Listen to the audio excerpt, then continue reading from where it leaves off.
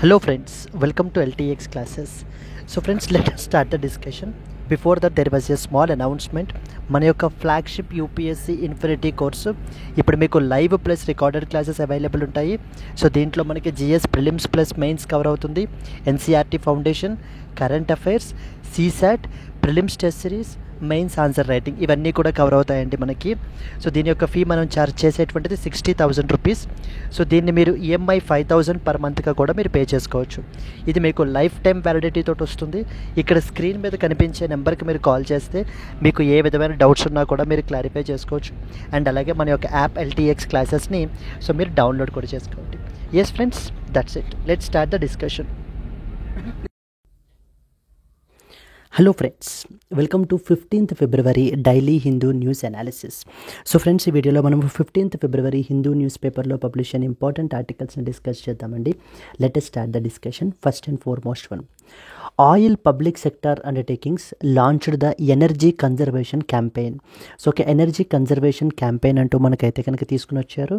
ఆ యొక్క క్యాంపెయిన్ ఏంటి, దాని గురించి డీటెయిల్స్ అన్నీ కూడా మనం ఈ ఆర్టికల్లో చూస్తామండి. Modi, Shah and Rahul set to meet on Monday to choose the next CEC. So chief election commissioner గురించి అయితే కనుక మనకి ఇది ఆర్టికల్ పబ్లిష్ అయింది. సో దీని గురించి ఏంటి అనేటువంటిది మనం చూస్తాం.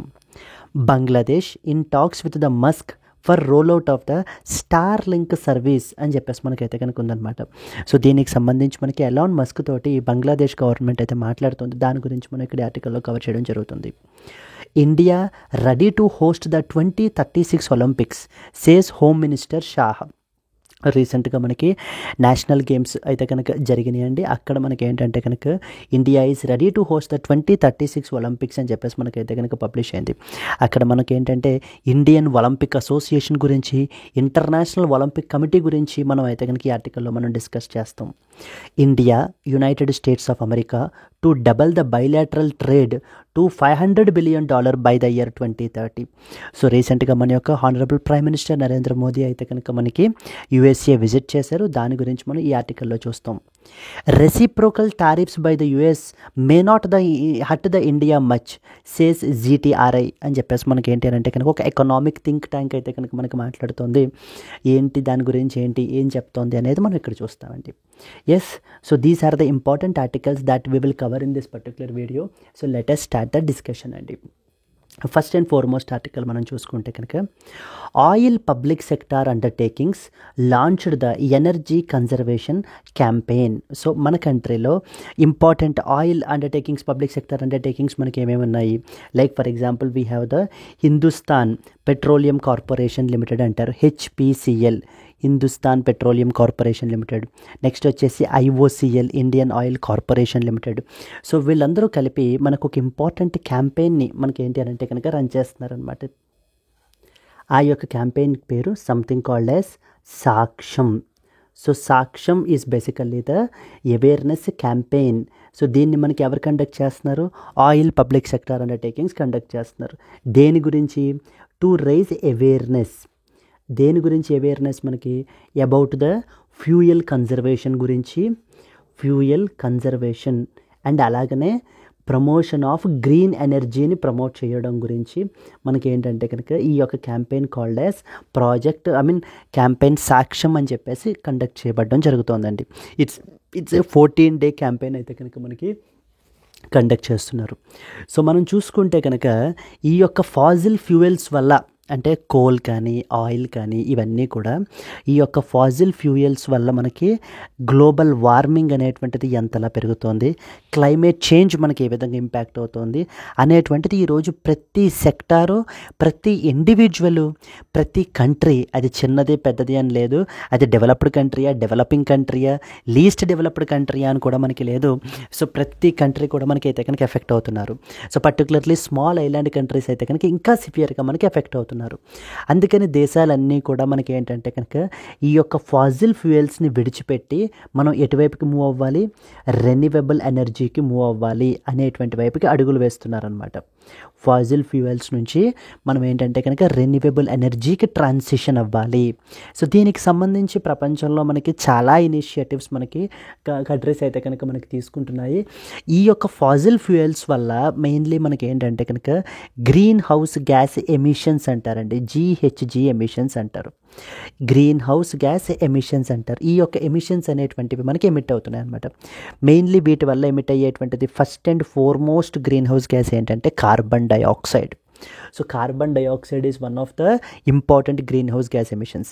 ఇంకా అదర్ ఇంపార్టెంట్ మనకి గ్యాసెస్ మనకి ఎమిషన్స్ తీసుకుంటే రెండవది వచ్చేసి మనకి మీథేన్, అండ్ దెన్ మూడవది వచ్చేసి మనకి ఏంటంటే కనుక నైట్రస్ ఆక్సైడ్ అని చెప్పేసి మనకి నైట్రస్ ఆక్సైడ్ ఈ యొక్క ఎమిషన్స్ అనేటువంటివి జరుగుతున్నాయి.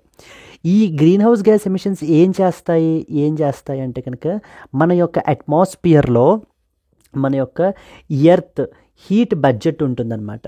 ఆ హీట్ బడ్జెట్ని మనకి ఏంటంటే కనుక డిస్టర్బ్ చేస్తాయి.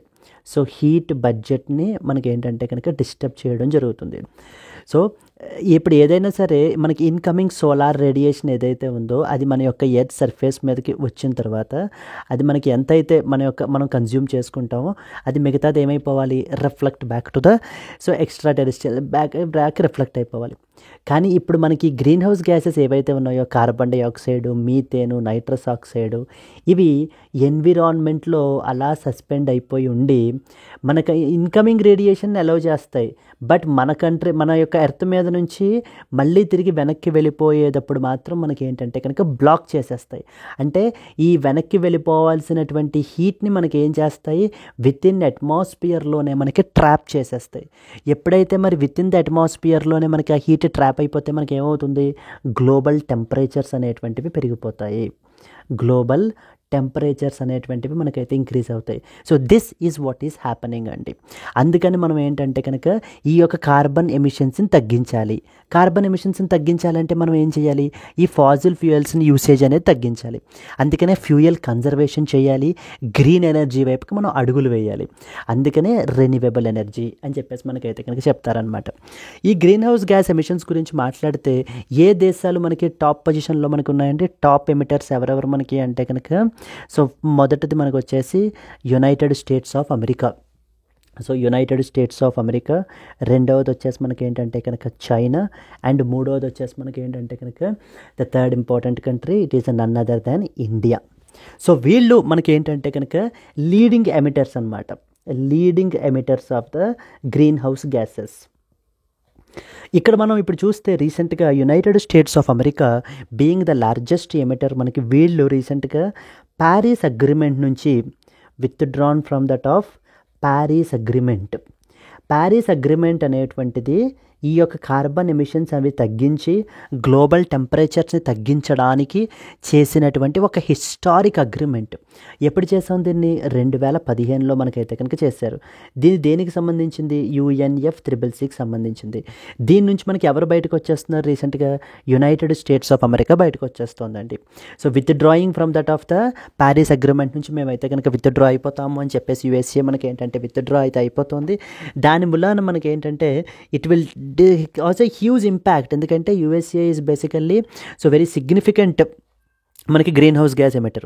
అండ్ అలాగనే రెండో పాయింట్ ఏంటంటే కనుక ప్రపంచ దేశాలన్నీ కూడా రెన్యూవబుల్ వైపుకి అడుగులేస్తూ ఫాజిల్ ఫ్యూయల్స్ని వదిలివేస్తుంటే మళ్ళీ ఇప్పుడు మన ట్రంప్ అడ్మినిస్ట్రేషన్లో ట్రంప్ ఏమంటున్నారంటే, సో ఫాజిల్ ఫ్యూయల్సే కావాలి, మళ్ళీ we will focus upon fossil fuels only, oil and gas ఎక్స్ప్లోరేషన్స్ని మేము మళ్ళీ క్యారీ అవుట్ చేస్తాము, రెన్యూవబుల్ మీద మేము ఇన్వెస్ట్మెంట్లు చెయ్యము అంటూ మళ్ళీ మనకి ఫాజిల్ ఫ్యూయల్స్నే పెంచుతున్నారు. అసలు ప్రపంచ దేశాలన్నీ కూడా ఫాజిల్ ఫ్యూయల్స్ని తగ్గించుకుని అందరూ రెన్యూవబుల్ ఎనర్జీ వైపుకి వెళ్ళాలి అని అడుగులు వేస్తుంటే మళ్ళీ USA మళ్ళీ ఏం చేస్తుంది అని అంటే కనుక వెనక్కి వచ్చేసి ప్యారిస్ అగ్రిమెంట్ నుంచి విత్డ్రా అయిపోయి నేను ఫాజిల్ ఫ్యూయల్స్ మీదనే ఫోకస్ పెడతానని చెప్పేసి మనకి చెప్పడం జరుగుతుంది. So these are the global emitters మనకి. So to keep it in perspective మనకి ఏంటంటే రీసెంట్గా 2024లో something called as global carbon budget అని చెప్పి మనకి తీసుకుని వచ్చారండి. So 2024 global carbon budget.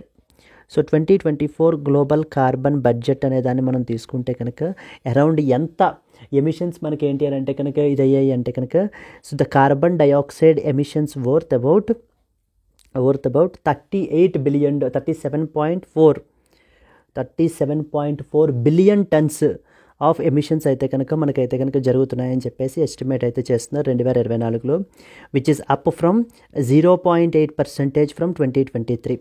2023తో compare చేసుకుంటే కనుక మనకి సో 0.8% మనకి ఏంటి అని అంటే కనుక కార్బన్ డైఆక్సైడ్ ఎమిషన్స్ అనేటువంటివి ఎక్కువ అవుతున్నాయి, ఫాజిల్ ఫ్యూయల్ బేస్డ్ ఎమిషన్స్ అనేటువంటివి ఎక్కువ అవుతున్నాయి అని చెప్పి మనకి చెప్తున్నారు. దీనికి సంబంధించి ఒక 2-3 ఇనిషియేటివ్స్ మనం మాట్లాడుకుంటే కనుక ఎగ్జామ్ పర్స్పెక్టివ్లో అప్కమింగ్ మనకి ఏమేం తెలియాలి అని చూసుకుంటే, ఫస్ట్ అండ్ ఫార్మోస్ట్ అసలు ఈ యొక్క క్లైమేట్ చేంజ్ ఎమిషన్స్ని రెడ్యూస్ చేయడానికి ఒక ఇంపార్టెంట్ ప్లాట్ఫామ్ ఉందండి. ఆ ప్లాట్ఫామ్ పేరే మనకి UNFCCC అనమాట. UNFCCC అంటే మీకు తెలియదేం కాదు, United nations framework convention on climate change. Climate change. So దీనికి సంబంధించినటువంటి సమిట్ COP29. కాప్ అంటే ఏంటి అర్థం? కాన్ఫరెన్స్ ఆఫ్ పార్టీస్ అని చెప్పేసి మనకి ఎక్కడ జరిగింది? మనకి బాకు అజర్బైజాన్లో మనకైతే కనుక జరిగింది మొన్న రీసెంట్గా సమిట్ వచ్చేసి. అండ్ అలాగనే అక్కడ మనకి ఏంటంటే సంథింగ్ కాల్డ్ యాజ్ NCQG అని చెప్పేసి కూడా మనకి ఏంటంటే ఒక టార్గెట్ ఉందన్నమాట. So that is new collective quantified goal అని చెప్పేసి ఇదే ఇస్తారు స్ట్రైట్ అవే. న్యూ కలెక్టివ్ క్వాంటిఫైడ్ గోల్ అని చెప్పి రీసెంట్గా న్యూస్లో ఉంది. ఇది దేనికి సంబంధించింది అని చెప్పేసి మనకు అడుగుతారు. New collective quantified goal is associated with that of the climate చేంజ్కి సంబంధించింది. రెండో ఇంపార్టెంట్ ఏంటంటే ఇది కూడా మనకి ఇంపార్టెంట్ అండి, గ్లోబల్ ఎనర్జీ ఎఫిషియన్సీ అలియన్స్ అని చెప్పి మనకి లాంచ్ చేశారనమాట. Global energy efficiency alliance. ఈ యొక్క గ్లోబల్ ఎనర్జీ ఎఫిషియన్సీ అలియన్స్ ఎవరు లాంచ్ చేశారని అడుగుతుంటారు. ఈ గ్లోబల్ ఎనర్జీ ఎఫిషియన్సీ అలియన్స్ అని చెప్పేసి దీన్ని మనకి యునైటెడ్ అరబ్ ఎమిరేట్స్ UAE వాళ్ళు మనకైతే కనుక లాంచ్ చేశారండి. ఎక్కడ? ఈ COP29 అజర్బైజాన్ బాకు సమిట్లో మనకి గ్లోబల్ ఎనర్జీ ఎఫిషియన్సీ అలియన్స్ అనేటువంటి దాన్ని కూడా మనకి లాంచ్ చేయడం జరిగింది. ఇక్కడ ఆబ్జెక్టివ్ ఏంటంటే కనుక to double the global energy efficiency rates. To double the global energy efficiency rates by the 2030. So 2030 నాటికి మనకి ఏంటంటే కనుక సో డబల్ చేయాలి ఎనర్జీ ఎఫిషియన్సీని అని చెప్పి మనకి చేయబడడం అయితే కనుక జరిగింది. సిమిలర్లీ థర్డ్ ఇంపార్టెంట్ ఇనిషియేటివ్ మనకి తీసుకుంటే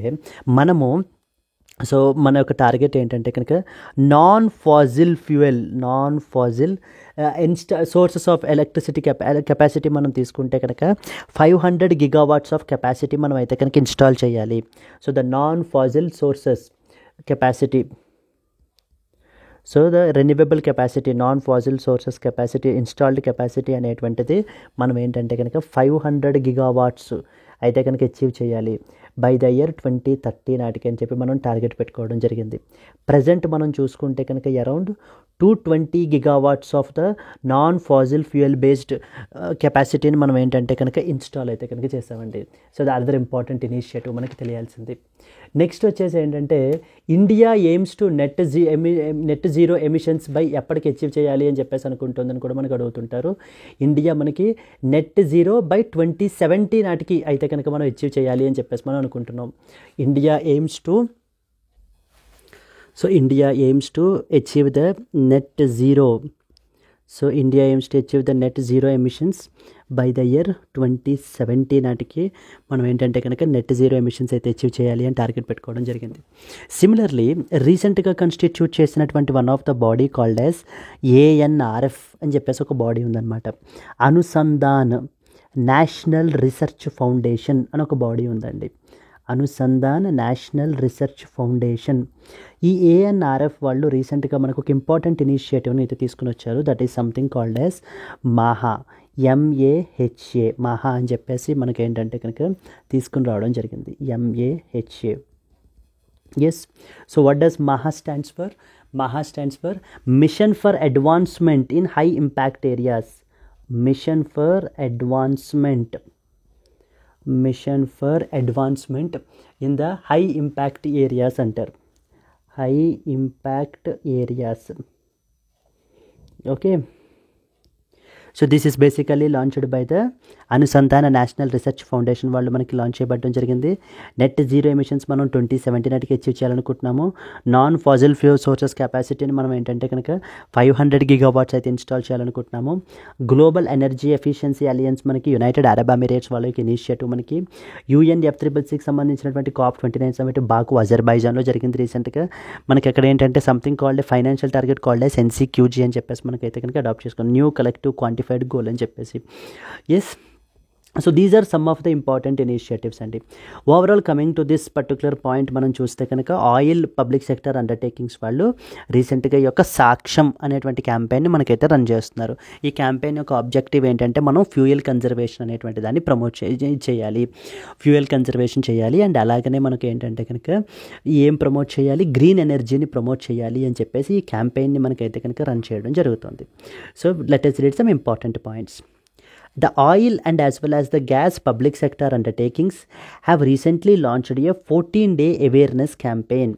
So to promote green energy and అలాగే the fuel conservation under the initiative called as Saksham. ఆ సాక్ష్యం అనేటువంటి ఇనిషియేటివ్ అండర్లో మనకైతే కనుక దీన్ని తీసుకుని రావడం జరిగింది. సో చూడండి, first of all the campaign ఎవరు లాంచ్ చేశారని చెప్పేసి మనకు అడుగుతుంటారు. The campaign, what was the name of the campaign? Saksham is the campaign name. Was initiated by the oil and gas public sector undertakings like including HPCL Hindustan Petroleum Corporation Limited, IOCL Indian Oil Corporation Limited, వీళ్ళు మనకైతే launch చేశారనమాట. Fuel conservation సంబంధించి అవేర్నెస్ని ప్రజల్లో create చేయాలి. And we have to efficient usage of petroleum products అనేటువంటిది మనం చేయాలి, so that for environment sustainability. అంటే మనం యూజ్ చేసేటువంటిది మనకి ఎలా ఉండాలి అని అంటే కనుక ఎన్విరాన్మెంట్ మీద హాని అనేటువంటిది జరగకూడదు, ఎన్విరాన్మెంట్ ఇంపాక్ట్ అనేటువంటిది తగ్గాలి. So that is what is the idea. Yes, so and అలాగనే promote the judicious usage of petroleum resources మనం అయితే కనుక చేయాలి. And ensure the energy security for future generations through conservation efforts మనం తీసుకోవాలి అని చెప్పి మనకి చెప్పడం అయితే కనుక జరుగుతుంది. క్లియర్? సో ప్రిలిమ్స్లో మనకైతే అడుగుతారు. అండ్ అలాగే మెయిన్స్ పర్స్పెక్టివ్లో కూడా మీరు క్లైమేట్ చేంజ్కి సంబంధించి, కార్బన్ ఎమిషన్స్కి సంబంధించి, ఎనర్జీ కన్జర్వేషన్ గురించి ఎప్పుడైనా మీరు రాయాల్సి వచ్చినప్పుడు రీసెంట్గా ఆయిల్ పబ్లిక్ సెక్టర్ అండర్టేకింగ్స్ ఈ యొక్క సాక్ష్యం అనేటువంటి క్యాంపెయిన్ని కూడా మనకైతే రన్ చేశారని చెప్పి మనం మెన్షన్ చేసుకోవచ్చు. Discuss the significance of energy conservation initiatives like Saksham in ensuring the India's energy security and అలాగనే environmental sustainability can be a potential mains question. So moving forward to that of the prelims question మనం చూసుకుంటే కనుక, so చూడండి, consider the following statements regarding the Saksham campaign. ఎవరు మనకి ఏంటంటే ఈ క్యాంపెయిన్ని మనకి తీసుకుని వచ్చారు? First one, it is an initiative that is launched by ministry of environment, forests and climate change. Second one, the campaign focuses upon fuel conservation and as well as energy efficiency. Second statement చూస్తే the campaign focuses upon fuel conservation and energy efficiency. This is correct statement అండి. But first statement, it is an initiative launched by Ministry of Environment, Forests and Climate Change అనేది మనం తీసుకుంటే కనుక this is a wrong statement. Why? Because it is launched by oil public sector undertakings మనకైతే కనుక launch చేశారు. మనకి first statement తప్పు. 2 only is the answer.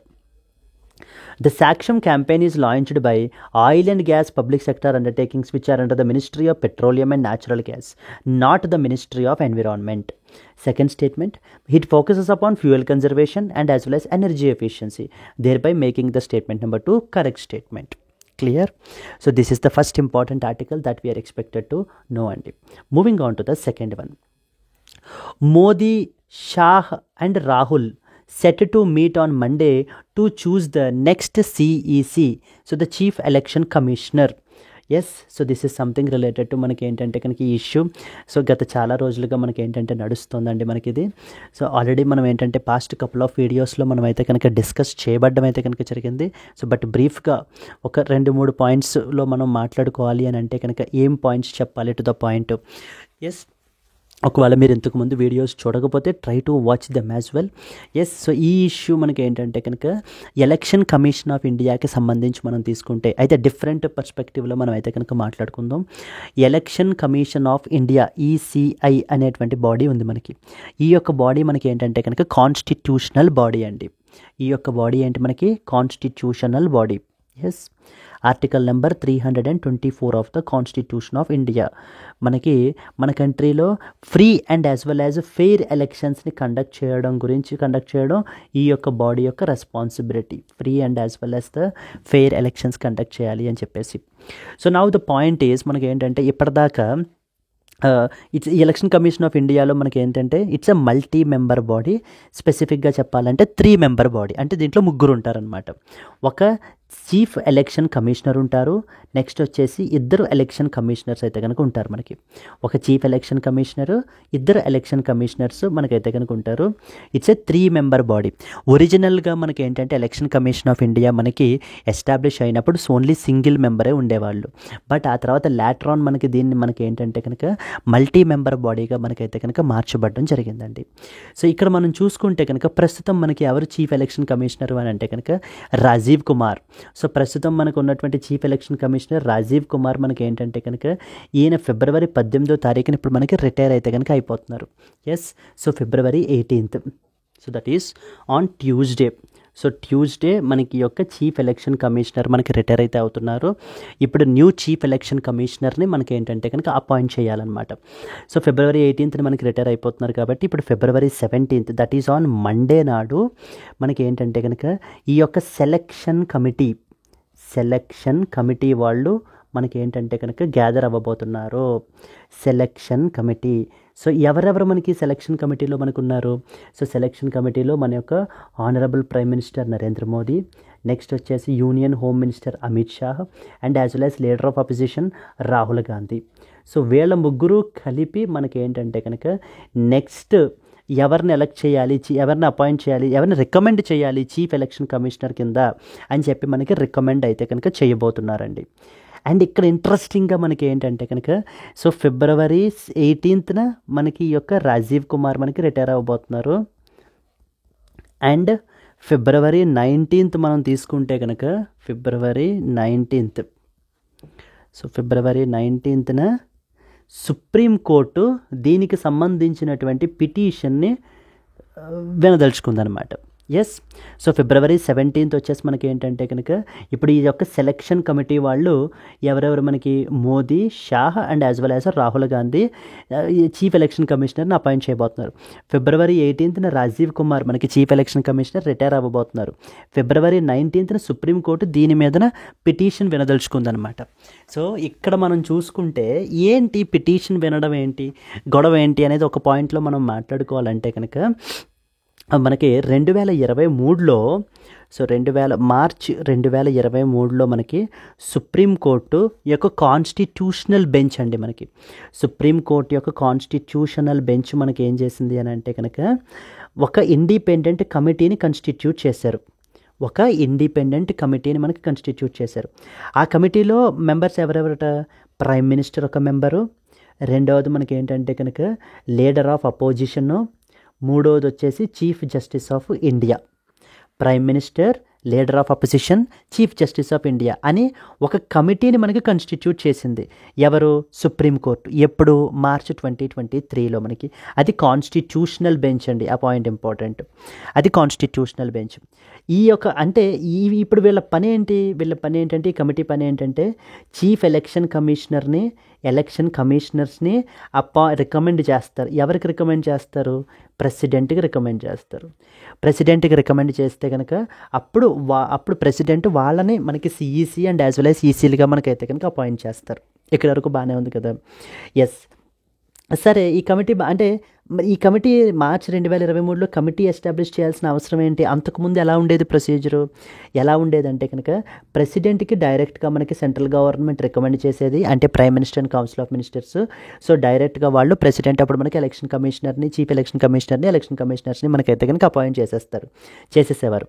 So March 2023లో మనకి సుప్రీంకోర్టు ఏం ఫీల్ అయిందంటే కనుక ఇది ఇలాగ ట్రాన్స్పరెంట్గా లేదు అని దీని మీద పిటిషన్ వేస్తే కనుక ఒక ఇండిపెండెంట్ కమిటీని కాన్స్టిట్యూట్ చేయాలి అని చెప్పారు. ఇప్పుడు ఈ ఇండిపెండెంట్ కమిటీ ఎప్పటి వరకు ఉంటుందని చెప్పారు? పార్లమెంట్ ఒక లా చేసేంత వరకు ఈ కమిటీ ఫంక్షన్లో ఉంటుందని చెప్పారు. సో డిసెంబర్ 2023లో మనకి పార్లమెంట్ ఒక లా చేసింది. ఆ లా పేరేంటి మనకి ఇక్కడ రాశారు చూడండి.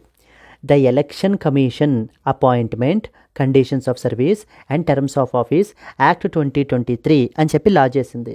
లా చేసి ఏం చెప్పారు, 3 మెంబర్ కమిటీని మేము కూడా 3 మెంబర్ సెలెక్ట్ కమిటీనే పెడతాము. దాంట్లో మెంబర్స్ ఎవరెవరంటే కనుక prime minister, leader of opposition, then next one వచ్చేసి మనకి ఏంటంటే కనుక union cabinet minister nominated by prime minister అని ఈ ముగ్గురిని పెట్టారనమాట. ఇక్కడ సుప్రీంకోర్టు ఏమో మనకి prime minister, leader of opposition, chief justice of India ఉండాలి కమిటీలో అని చెప్పి పెట్టారు. సో మనకి పార్లమెంట్ తీసుకొచ్చిన లాలో prime minister, leader of opposition, union cabinet minister ఉండాలని చెప్పేసి వీళ్ళు చెప్పారనమాట. సో వీళ్ళు తీసుకుని వచ్చారు. అందుకనే ఇప్పుడు చూడండి, prime minister Modi, leader of opposition that is Rahul Gandhi, next వచ్చేసి మనకి ఏంటంటే union cabinet minister nominated by prime minister ఎవరిని చేశారు, మనకి అమిత్ షాని మనకి నామినేట్ చేశారు. సో వీళ్ళ ముగ్గురు మనకి ఇప్పుడు మీట్ అవుతున్నారు. ఇది అదే రాశారు చూడండి, Modi, Shah and Rahul Gandhi. They set to meet on Monday, ఎందుకంటే February 17th. దేని గురించి, to choose the next chief election commissioner. Clear. ఇప్పుడు పార్లమెంట్ ఏదైతే ఇలా లా తీసుకొచ్చారో December 2023లో మనకి దీన్ని సుప్రీంకోర్టులో మరలా ఛాలెంజ్ చేశారు. యావని, ఇప్పుడు కాన్స్టిట్యూషన్ బెంచ్గా మీరు వీళ్ళ ముగ్గురిని పెట్టమని చెప్పారు. ఇప్పుడు పార్లమెంట్ లా చేసి CJIని తీసేసి యూనియన్ క్యాబినెట్ మినిస్టర్ని పెట్టుకున్నారు. అంటే గవర్నమెంట్ యొక్క డామినేషన్ ఎక్కువైపోయింది దీంట్లో. ఎలక్షన్ కమిషన్ అనేటువంటి బాడీ ట్రాన్స్పరెంట్గా మనకి ఏంటంటే కనుక ఫంక్షన్ చేయాల్సినటువంటి బాడీ. మరి అలాంటి బాడీకి అపాయింట్మెంట్స్ కూడా అంతే ట్రాన్స్పరెంట్గా ఉండాలి. ఓన్లీ కంప్లీట్లీ గవర్నమెంట్ డామినేషనే ఉండడం అనేటువంటిది కరెక్ట్ కాదు. చీఫ్ జస్టిస్ ఆఫ్ ఇండియా కూడా దాంట్లో ఒక మెంబర్ అయితే కనుక అప్పుడు ఆ ట్రాన్స్పరెన్సీ అనేటువంటిది ఉంటుంది అని చెప్పి మనకి కాబట్టి దయచేసి ఈ యొక్క లాని కొట్టి పారేయండి అని సుప్రీంకోర్టులో మనకి పిటిషన్ వేశారండి. ఏ లాని, election commissioners appointment, conditions of service and term of office act 2023 అని. ఇప్పుడు దానికి సంబంధించిన పిటిషను ఇప్పుడు February 19న మనకి అయితే కనుక సుప్రీంకోర్టు వినదలుచుకుంది. మామూలుగా అయితే లాస్ట్ టైం February 4th వినాలి, బట్ కానీ వీళ్ళు దాన్ని పోస్ట్పోన్ చేసి మనకి ఏం చేశారంటే February 19th మనకి ఏంటంటే కనుక వింటున్నారనమాట. ఇప్పుడు అడ్వకేట్స్ లైక్ ప్రశాంత్ భూషణ్ వీళ్ళందరూ ఏమంటున్నారంటే, బాబు February 18న మన యొక్క చీఫ్ ఎలక్షన్ కమిషనర్ రిటైర్ అయిపోతున్నారు. మరి ఇప్పుడు ఈ కమిటీయే మనకి ఏం చేస్తుంది, కన్స్టిట్యూట్ చేసేసుకుని వీళ్ళు మళ్ళీ ఇప్పుడు రికమెండ్ చేస్తారు అని చెప్పేసి, కాబట్టి మీరు ముందే వినాలి అంటూ మనకి ఏంటంటే సుప్రీంకోర్టులో చెప్పడం జరిగింది. సో బట్ సుప్రీంకోర్టు ఏం చెప్పిందంటే కనుక ఆ ఎష్యూరెన్స్ ఇచ్చిందనమాట.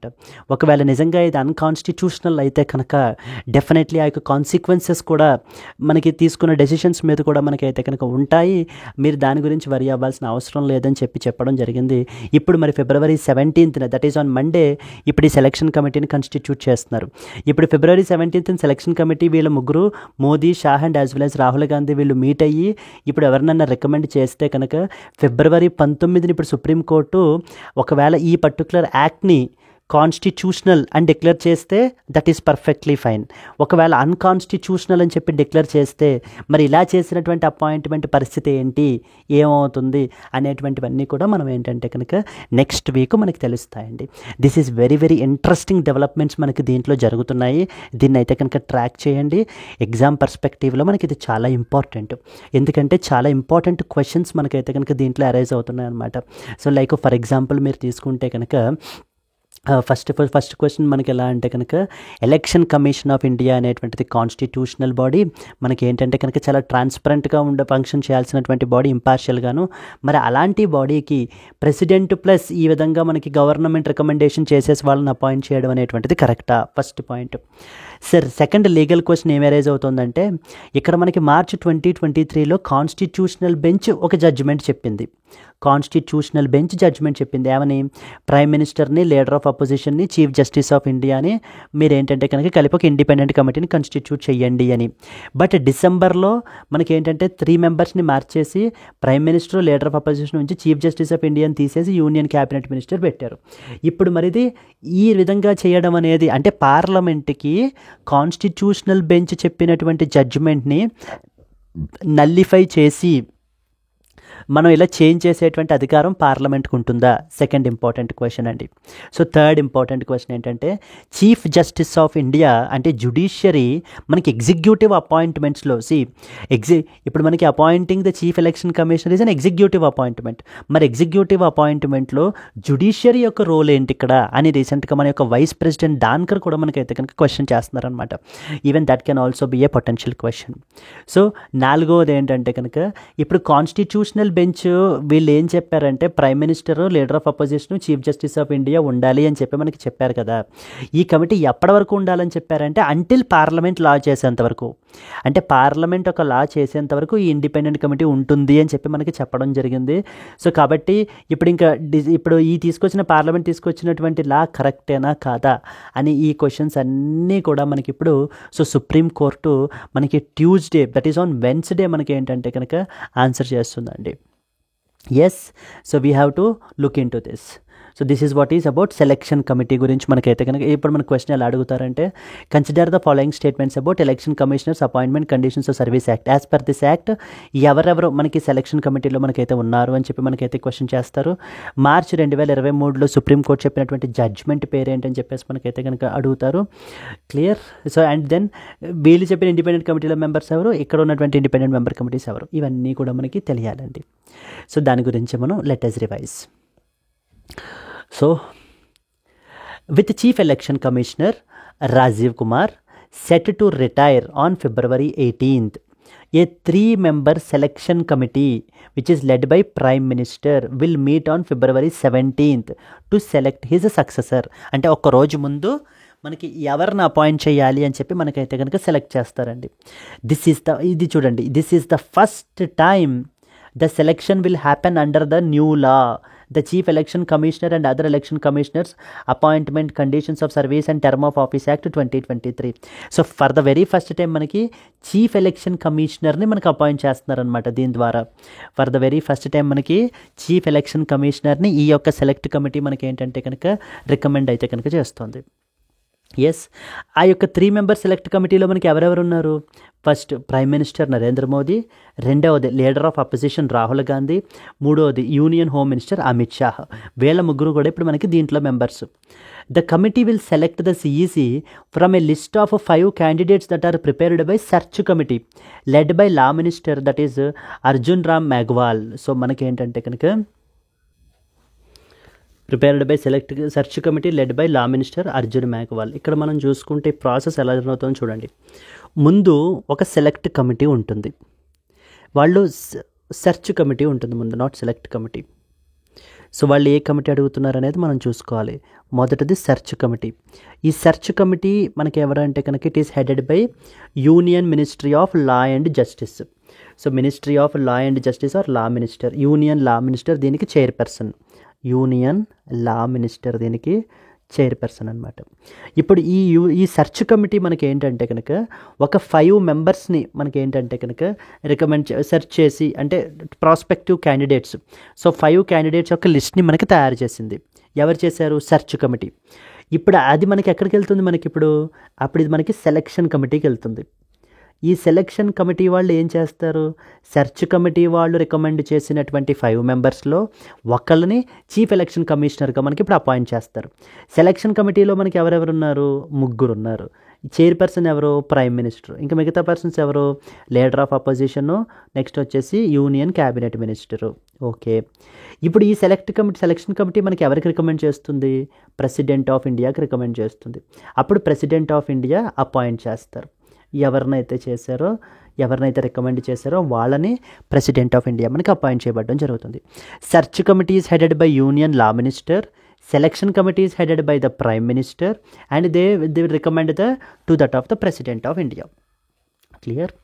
న్యూ లా. ప్రీవియస్లీ ఇంతకుముందు ఎలా ఉండేది? The president appointed the chief election commissioner based upon the recommendations of the government. So the government యొక్క రికమెండేషన్స్ని ఆధారంగా చేసుకుని ప్రెసిడెంట్ అపాయింట్ చేసేసేవారు. బట్ కానీ ఆ తర్వాత after a supreme court ruling in March 2023 a new process was recommended including the chief justice of India in the selection panel. సెలక్షన్ ప్యానెల్లో సిజేఐని include చేశారని మనం ఇందాక మాట్లాడుకున్నాం కదా. లైక్ ప్రైమ్ మినిస్టరు, నెక్స్ట్ వచ్చేసి మనకి leader of opposition commission, next వచ్చేసి చీఫ్ జస్టిస్ ఆఫ్ ఇండియా, వీళ్ళని మనకి ఏంటంటే కనుక దీంట్లో యాడ్ చేయబడటం జరిగింది. However the new law replaced the CJI with the union minister giving the government A majority in the selection panel. But parliament తీసుకొచ్చిన లా ఏం చేసింది, గవర్నమెంట్ సుప్రీంకోర్టు యొక్క కాన్స్టిట్యూషనల్ బెంచ్ చెప్పినటువంటి జడ్జ్మెంట్ని సో తిరగరాసి మళ్ళీ ఏం చేశారు, prime minister leader of opposition ఉంటారు, కానీ CJI ఉండరు, ఎవరు ఉంటారంటే యూనియన్ క్యాబినెట్ మినిస్టర్ ఉంటారని చెప్పి మార్చేయడం జరిగింది. Clear? So that is next వచ్చేసి మనకి ఏంటంటే కనుక this is another important point అండి.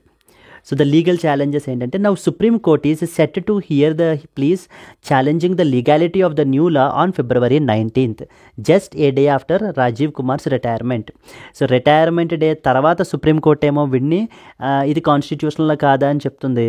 రిటైర్మెంట్ ముందు రోజేమో కొత్త సెలక్షన్ కమిటీ ఫామ్ అయిపోయి నెక్స్ట్ CECని ఎవరిని అపాయింట్ చేయాలి అని చెప్పేసి కమిటీ డెసిషన్ తీసేసుకుంటుంది. So now we have to look in to how the things will change అనేది మనం చూడాలండి. Clear?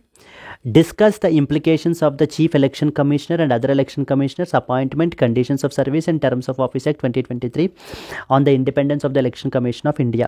So can be a potential possible mains question. So prelims question మనకి దీని మీద ఎలా అడుగుతారు అని అంటే, consider the following statements about appointment of the Chief Election Commissioner in India.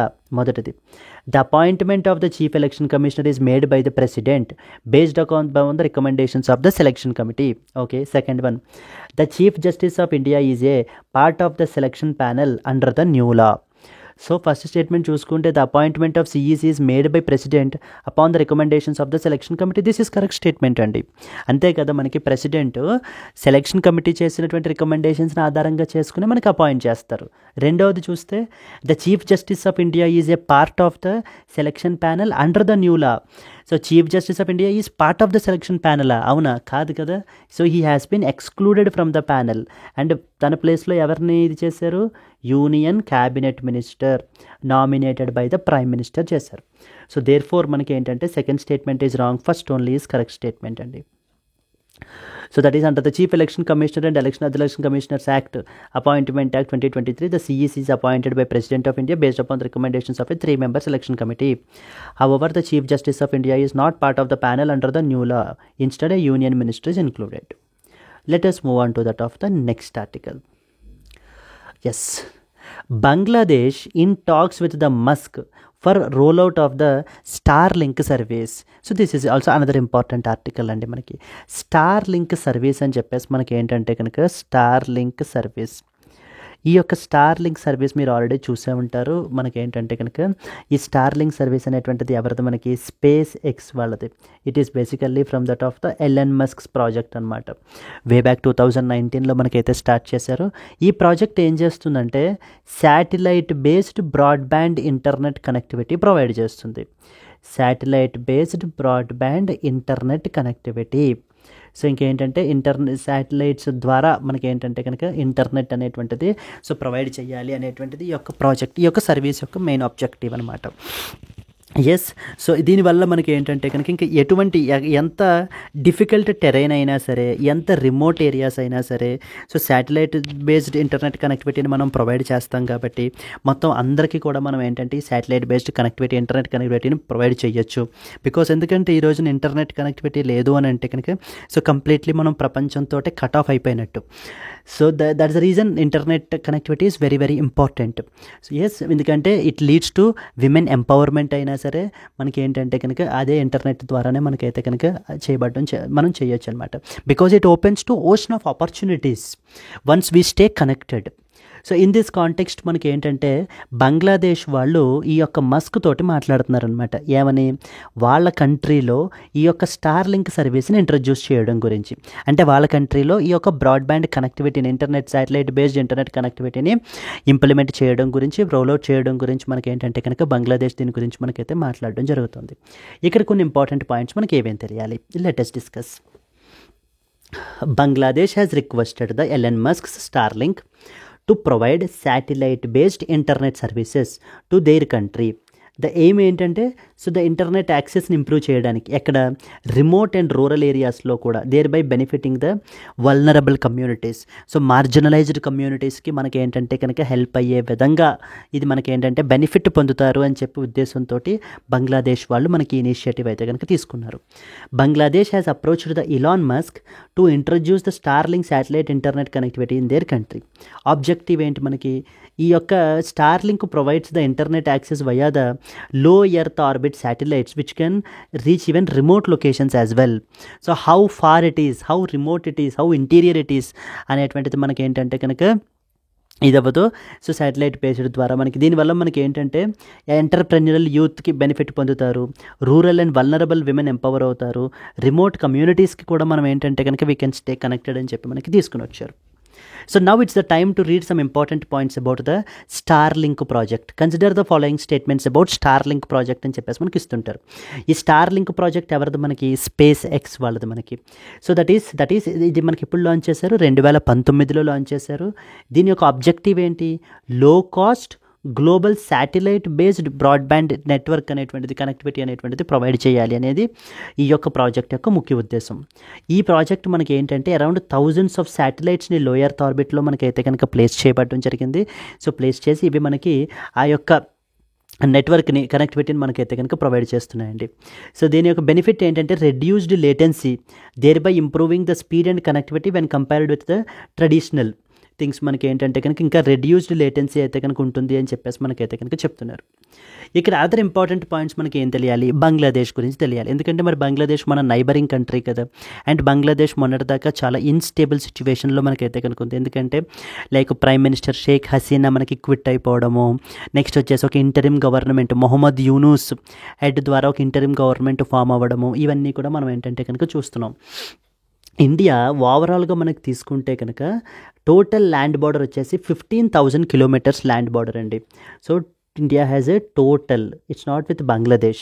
So total land border వచ్చేసి మనకి 15,000 కిలోమీటర్స్, అండ్ కోస్ట్ లైన్ వచ్చేసి మనకి అరౌండ్ 7,500 కిలోమీటర్స్ కోస్ట్ లైన్ అయితే కనుక మనకైతే ఉంది మనకి. అండ్ ల్యాండ్ బార్డర్స్ ఏ కంట్రీస్ తోటి మనం షేర్ చేసుకుంటాము, బంగ్లాదేశ్, చైనా, పాకిస్తాను, నేపాల్, మయన్మారు, భూటాను, ఆఫ్ఘనిస్తాను, ఈ దేశాలన్నిటితోటి మనకి ఏంటంటే కనుక ఇండియా ల్యాండ్ బార్డర్స్ని షేర్ చేసుకుంటుంది. అండ్ మెయిన్ ఇంపార్టెంట్ పాయింట్ ఏంటంటే ఎవరితోటి ఎక్కువ బార్డర్ షేర్ చేసుకుంటుందంటే అది బంగ్లాదేశ్ తోటేనండి. India shares longest border thereby measuring about 4,000 kilometres. మనకి ఏంటంటే కనుక లాంగెస్ట్ బార్డర్ని మనకి షేర్ చేసుకుంటుంది India. India shares the longest border with its neighbouring country Bangladesh. And ప్రపంచ దేశాల్లో మనం చూస్తే ఇది 5th లాంగెస్ట్ ల్యాండ్ బార్డర్ అండి మనకి in the world. This is the 5th longest land border in the world మనకి. ఎస్, ఏ స్టేట్స్ మనకి ఈ యొక్క బంగ్లాదేశ్ తోటి బార్డర్ చేసుకుంటాయి, టోటల్ 5 స్టేట్స్ మనకైతే బార్డర్ చేసుకుంటాయి. So that is Assam, west Bengal, Mizoram, Meghalaya, Tripura. ఈ 5 స్టేట్స్ కూడా మనకి ఏంటంటే కనుక బంగ్లాదేశ్ తోటి బార్డర్ చేసుకోవడం జరుగుతుంది మనకి.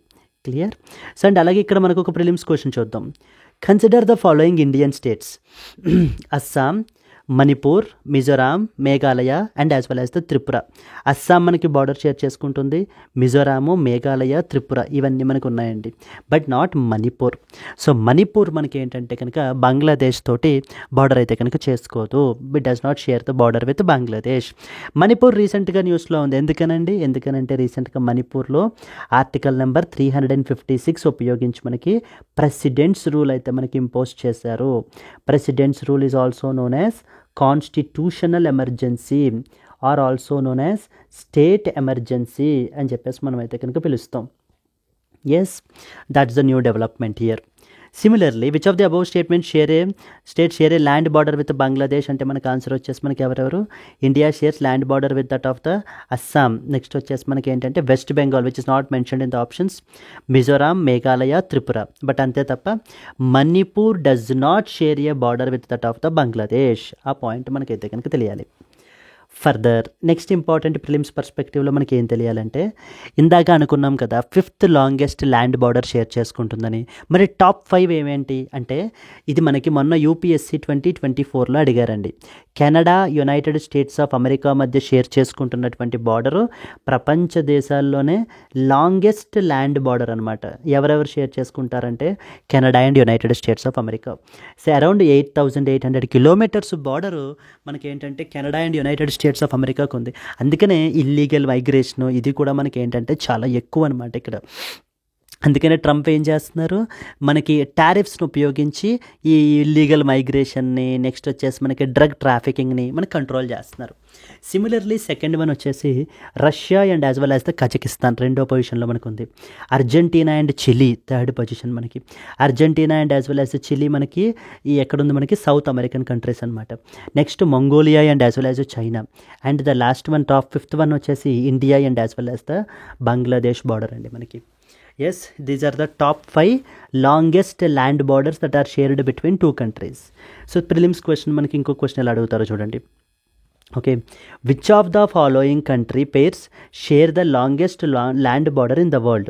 Russia Kazakhstan, Argentina Chile, Canada USA and India Bangladesh. What was the answer అండి? ప్రతి simple right. Canada and as well as United States of America మనకి ఏంటంటే కనుక లాంగెస్ట్ బార్డర్ని మనకి షేర్ చేసుకుంటాయి. The Canada and United States of America border is the longest land border in the world, measuring 8,800 kilometers, along with other land borders like Russia, Kazakhstan, Argentina, Chile, Mongolia, China, and as well as India and Bangladesh. So here anything can be a potential question అనమాట మనకి. So చూడండి, Starlink project ఏంటి? Starlink project నుంచి మనం India Bangladesh situation ఏంటి, బంగ్లాదేశ్ యొక్క Indian states ఏమేమి border చేస్తున్నాయి, ల్యాండ్ బార్డర్ మనకి ఏంటంటే కనుక ఇది మనకి టాప్ మోస్ట్ మనకి ఏంటంటే లాంగెస్ట్ బార్డర్ మనం నైబరింగ్ కంట్రీ దేంతో షేర్ చేసుకుంటున్నాం అంటే బంగ్లాదేశ్తో షేర్ చేసుకుంటున్నాము. Then we went on little bit far and top 5 ఏవేంటి అనేటువంటిది కూడా మనం అయితే కనుక చూసాం. I hope it is clear. Let us move on to that of the next article అండి. So the potential mains question మనకి ఎలా అడగచ్చు అంటే, discuss the role of satellite based internet services like Starlink in bridging the digital divide, particularly in the developing నేషన్స్లో మనకి ఏ విధంగా ఈ యొక్క satellite based internet services like Starlink ఉపయోగపడుతుంది, లేకపోతే ఈ స్టార్లింక్ ప్రాజెక్ట్ దేనికి సంబంధించింది అనేటువంటి క్వశ్చన్స్ కూడా మనకి ఎక్స్పెక్ట్ చేయొచ్చండి. Yes, moving on to that of the next question. Yes, one more practice question అండి. Consider the following statements about the Starlink project. Number 1, the Starlink, it is a satellite based broadband network that is launched by NASA. First point. Second point ఏంటంటే, it aims to provide the high speed internet access using the low earth orbit satellites. Which of the above statements are correct అని చెప్పేసి అడుగుతున్నారు. So first statement చూస్తే it is a satellite based broadband network launched by NASA అని చెప్పేసి చెప్తున్నారండి. Wrong statement. it is SpaceX by Elon Musk. Second చూస్తే it aims to provide high speed internet access using the low earth orbit satellites. Second statement is correct. So therefore 2 only is the answer మనకి. Clear? Starlink is a project that is launched by SpaceX, not NASA, making statement 1 incorrect. It does aim to provide internet access using the low earth orbit satellites, making the statement 2 correct statement. Let us move on to that of the next article. Moving to the next one.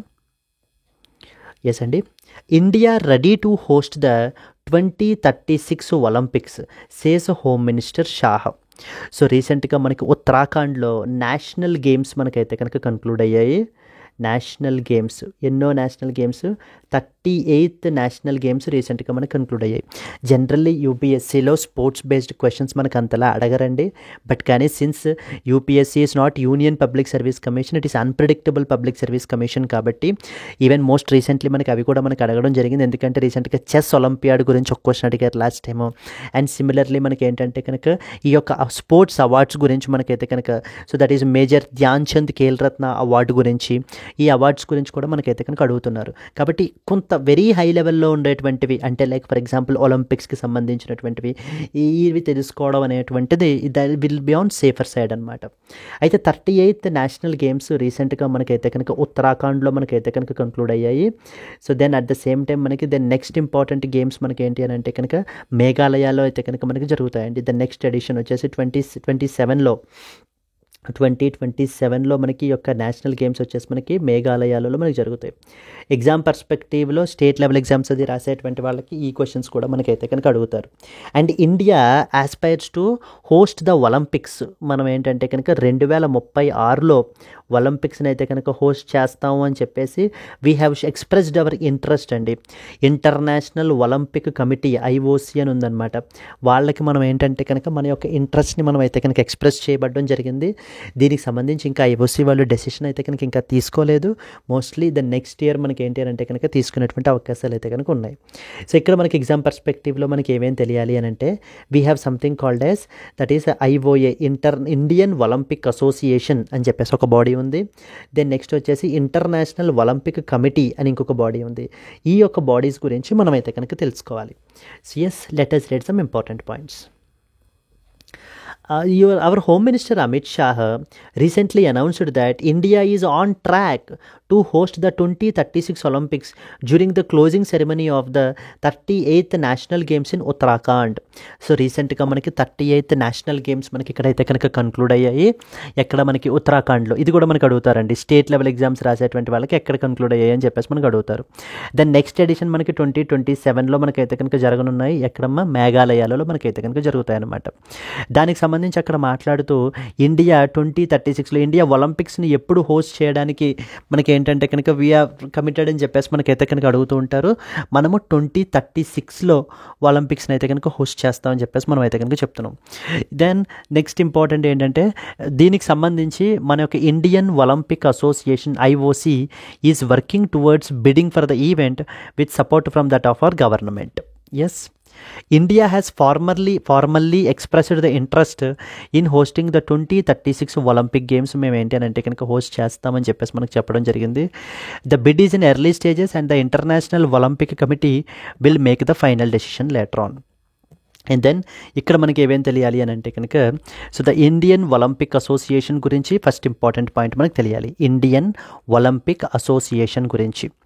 Indian Olympic Association అనేటువంటిది మనకి ఏంటంటే కనుక మన యొక్క Indian athletes like ఒలింపిక్స్లోను next వచ్చేసి Commonwealth గేమ్స్లోను participate చేసేయడానికి అంతా ఓవర్సీ చేసేటువంటి, అంటే ఈ సిస్టమ్ అంతటినీ కూడా ఓవర్సీ చేసేటువంటిది ఈ యొక్క ఇండియన్ ఒలింపిక్ అసోసియేషన్ అండి. ఐఓఏ అంటాం అనమాట. చూడండి అదే రాసాం ఇక్కడ. It will govern the India's Olympic and as well as the Commonwealth Games participation. Second important ఏంటంటే ఈ యొక్క organisation affiliated to all the international organisations like International Olympic Committee, Commonwealth Games Federation, Olympic Council of Asia, Association of National Olympic Committees, వీళ్ళందరిలోనూ మనకి ఏంటంటే కనుక ఈ body affiliated. అది ఈ యొక్క బాడీని మనకి 1927లో మనకైతే ఎస్టాబ్లిష్ చేశారు. అండ్ ఇది ఒక నాన్ ప్రాఫిట్ ఆర్గనైజేషన్గా సొసైటీస్ రిజిస్ట్రేషన్ యాక్ట్ అండర్లో మనకి ఏంటి అంటే కనుక వర్క్ చేస్తుంది. ఇండియన్ ఒలింపిక్ అసోసియేషన్ ఈవెన్ మన యొక్క ministry of youth and as well as youth Affairs and as well as the sports కూడా మనకి రికగ్నైజ్ చేయబడడం అయితే కనుక జరిగింది. ఇవి important points with respect to the Indian Olympic association. అలాగనే ఇంటర్నేషనల్ ఒలింపిక్ కమిటీ అని చెప్పేసి కూడా మనకు ఉంది. ఈ బాడీ మనకి 1894లో ఎస్టాబ్లిష్ అయిందండి. సో చూసుకుంటే ఇది 1927లో ఎస్టాబ్లిష్ అయింది, ఇది 1894లో ఎస్టాబ్లిష్ అయింది. అండ్ దీని యొక్క హెడ్ క్వార్టర్స్ వచ్చేసి మనకి లాసనే స్విట్జర్లాండ్లో మనకైతే కనుక ఉన్నాయి. Please be very clear, Lausanne Switzerland. ఇది మనకి ఏంటంటే ఒలింపిక్స్ని like summer and as well as winter ఒలింపిక్స్ని ఆర్గనైజ్ చేసేటువంటి కమిటీ మనకిది. అదే రాసాం ఇక్కడ. It is the supreme authority of the Olympic movement which is responsible for organising summer and as well as winter Olympic Games. ఇది మనకి ఏంటంటే around 206 national Olympic committees worldwide మనకి ఏంటంటే కనుక గవర్న్ చేసేటువంటి బాడీ ఇది. సో ఇది important points about the Indian Olympic Association, International Olympic Committee. Clear? And అలాగే నేషనల్ గేమ్స్ గురించి కూడా చూసాం. సో మెయిన్స్ క్వశ్చన్ మనకి ఇలా అడగచ్చు. Discuss the significance of India's bid for the 2036 Olympics. What challenges does India face in hosting a global sporting event of this scale. So మనకి ఇలాంటి ఇంత పెద్ద గ్లోబల్ స్కేల్లో మనకి ఆర్గనైజ్ చేసేటువంటి ఈవెంట్ ఏమేమి ఛాలెంజెస్ మనం అయితే కనుక ఫేస్ చేస్తామని చెప్పేసి మనకైతే కనుక అడుగుతున్నారు. So this is important thing. Then moving on further మనకి నెక్స్ట్ మూవ్ ఆన్ అయితే కనుక దీని మీద ప్రిలిమ్స్ క్వశ్చన్ ఎలా అడుగుతారో చూడండి. Consider the following statements about Indian Olympic Association. మొదటిది, it is the governing body for Olympic sports in India. Okay. Second one, it is recognized by the Ministry of Youth Affairs and Sports. Third one, the IOA, Indian Olympic Association, was established in 1894 along with the International Olympic Committee. Which of the above statements is or are correct అని అడుగుతున్నారు. First statement చూసుకుంటే ఇది మనకి ఏంటంటే governing body for Olympic sports in India, correct statement. ఇది మనకి Ministry of Youth Affairs and Sports recognized body, మనకి correct statement. And ఇది మనకి 1894లో ఎస్టాబ్లిష్ అయింది along with International Olympic Committee అంటున్నారు. Is it true? Wrong statement అండి. International Olympic Committee 1894లో ఎస్టాబ్లిష్ అయింది. ఇండియన్ ఒలింపిక్ అసోసియేషన్ మనకి 1927లో ఎస్టాబ్లిష్ అయింది. So which the third statement is wrong. 1 and 2 only is the answer. This is UPSC అండి. Anything can be asked, ఏదైనా కూడా మనకైతే కనుక క్వశ్చన్గా మనకైతే అడగచ్చు. So the IOA governs the India's Olympic participation. It is recognized by the Ministry of Youth Affairs and Sports, and it manaki established in 1927, not 1894. Further moving on to that of the next one manaki. Yes. India, United States of America to double the bilateral trade to $500 billion by the year 2030. So రీసెంట్గా మనం చూసుకుంటే కనుక మన యొక్క honourable prime minister Narendra Modi garu మనకి France AI action summit attend చేసిన తర్వాత United States of America అయితే కనుక వెళ్ళడం జరిగింది. యునైటెడ్ స్టేట్స్ ఆఫ్ అమెరికాలో మెయిన్లీ ఈ యొక్క టారిఫ్స్ గురించి, ట్రేడ్ గురించి మనకైతే కనుక డిస్కషన్ అయితే కనుక చెయ్యాలి అనేటువంటిది అజెండాగా మనకైతే కనుక వెళ్ళారు. అక్కడ మనకి ఏంటంటే as part of that outcome deal ఏంటంటే కనుక దే బోత్ అగ్రీడ్ దట్ వీళ్ళిద్దరి మధ్య ఉండేటువంటి బైలాటరల్ ట్రేడ్ మనకి $500 billion by 2030 అయితే కనుక అచీవ్ చేయాలి అంటూ మనకి ఏంటంటే వీళ్ళు టార్గెట్ అయితే పెట్టుకోవడం జరిగిందండి. So clear. అండ్ అలాగనే అమెరికా యొక్క ట్రేడ్ ఇంబ్యాలెన్స్ని మనకి ఏంటంటే కనుక అడ్రస్ చేయడానికి, సో ట్రేడ్ డెఫిసిట్ని మనకి ఏంటంటే అడ్రస్ చేయడం గురించి ఇంకా మోర్ అండ్ మోర్ మన కంట్రీలో కూడా ఇంపోర్ట్స్ అయితే కనుక చేస్తామని చెప్పేసి మనకైతే చెప్పడం జరుగుతుంది. సో దానికి సంబంధించి చూస్తే India and United States of America have agreed to negotiate a trade agreement by autumn 2025 to address the trade imbalances. Both countries aimed to double the bilateral trade to $500 billion by the year 2030 under the initiative called as Mission 500 అని పెట్టారనమాట. What is this mission 500? To achieve $500 billion trade by the year 2030. This is what is the idea. What is mission 500 recently seen in the news అని చెప్పేసి మనకైతే కనుక అడుగుతూ ఉంటారు. Yes, India and United States agreed to negotiate the first segment of the trade agreement. And India seeks to increase energy imports from United States of America so that to address the trade deficit concerns raised by United States of America. ఇక్కడ చూసుకుంటే United States of అమెరికాకి trade డెఫిసిట్లో ఉందండి మనకి. ఎందుకంటే మనం అమెరికాకి ఎక్కువ export చేస్తున్నాం, అమెరికన్ గూడ్స్ కొంత తక్కువ మన కంట్రీలో ఇంపోర్ట్ అయితే కనుక అవుతున్నాయన్నమాట. దాని మూలాన మనకి ఏంటంటే అమెరికాకి ట్రేడ్ డెఫిసిట్లో ఉంది. అదే గొడవ పెడుతున్నాడు ట్రంప్ ఇప్పుడు. ఏమనంటే ఇప్పుడు మీ కంట్రీలో మా గూడ్స్ మీద ఏమో విపరీతంగా టారిఫ్లు వేసేస్తారు, నెక్స్ట్ వచ్చేసి ఏంటంటే కనుక మా అమెరికన్ గూడ్స్ అంతలా మీరు పర్చేస్ కూడా చేయట్లేదు, బట్ మీ గూడ్స్ని మాత్రం ఎటువంటి టారిఫ్స్ లేకుండా మా అమెరికన్ మార్కెట్స్లో ఫ్లడ్ అయిపోవాలి అనేటువంటి ఇదితో మీరైతే కనుక ఉంటున్నారు. ఇది నాట్ యాక్సెప్టబుల్ ఇది అని చెప్పి మొన్న అల్యూమినియం మీద, స్టీల్ మీద 25% టారిఫ్ అయితే కనుక మనకి విధించారండి. అంటే ట్రంప్ మనకి ఏంటంటే ఈ టారిఫ్స్ని ఒక నెగోషియేటింగ్ టూల్గా ఉపయోగించి ఏంటంటే కనుక అవతల దేశాలని కొంచెం దిగొచ్చేలాగా, అంటే బెండ్ చేసే విధంగా మనకైతే కనుక ప్రయత్నించడం జరుగుతుంది. Yes, US President Trump announced that his administration has also cleared the way for extradition of 26/11 terror attack accused. So, Tahaur Rana to that of the India. This is another important development manaki. Yes, మనకి ఏంటంటే వీళ్ళు joint statement అయితే కనుక adapt చేసుకున్నారు, which covered cooperation in defence sector, trade, energy, technology, people to people టైస్ని ఇంకా ఫర్దర్గా strengthen చేస్తాము అని చెప్పేసి మనకైతే పెట్టుకోవడం జరిగింది. So similarly they both set a target to double the bilateral trade to $500 billion by the year 2030 under the initiative Mission 500. Prime Minister Modi raised the concerns over the unfair tariffs that are imposed by USA on that of the India's export సంబంధించి కూడా మనకి ఇష్యూని అయితే కనుక rise చేయడం జరిగిందండి. So the US also proposed increasing military sales to India worth billions of dollars. They offered India the F-35 fighter jetsని, ఇవి కూడా మనకి ఏంటంటే కనుక ఆఫర్ చేస్తున్నారు అనమాట, ఇవి పర్చేస్ చేయండి అని చెప్పేసి. సో దట్ ఏమవుతుంది, over a period of time ఆ యొక్క ట్రేడ్ డెఫిసిట్ అనేటువంటిది కూడా మనకి ఏంటంటే కనుక తగ్గుతుంది. Discuss the significance of India USA bilateral trade partnership. and challenges in achieving the target of $500 billion trade by 2030 under Mission 500 can be a potential mains question. So moving on to the next one. Yes, so prelims question మనకి ఎలా అడుగుతున్నారు చూడండి. What is mission 500 recently seen in the news అని చెప్పేసి అడుగుతున్నారు మనకి. What is mission 500 recently seen in the news? Number 1, it is a joint space exploration program between India and United States of America. రెండవది, it's a plan to increase the India USA bilateral trade to $500 billion by 2030. మూడవది, it's a defence agreement between India and USA for the procuring F-35 jets. Fourth one, it's a cyber security initiative between India and United States of America. So the answer is, it's a bilateral trade ni $500 billion అయితే కనుక achieve చేయాలి by the year 2030 అనేటువంటి target India and United States of America మనకి ఏంటంటే కనుక machine 500 అండర్లో మనకైతే కనుక పెట్టుకోవడం జరిగింది. Clear? So that is what we have return here. Moving on to the next one. Reciprocal tariffs by United States of America may not hurt India much, says GTRI. So reciprocal tariffs అంటే అర్థం ఏంటి మనకి? Reciprocal tariffs. So reciprocal tariffs అయితే కనుక మేము impose చేస్తాము అని చెప్పేసి మనకి ఏంటంటే ట్రంప్ మనకి చెప్పడం జరుగుతుంది.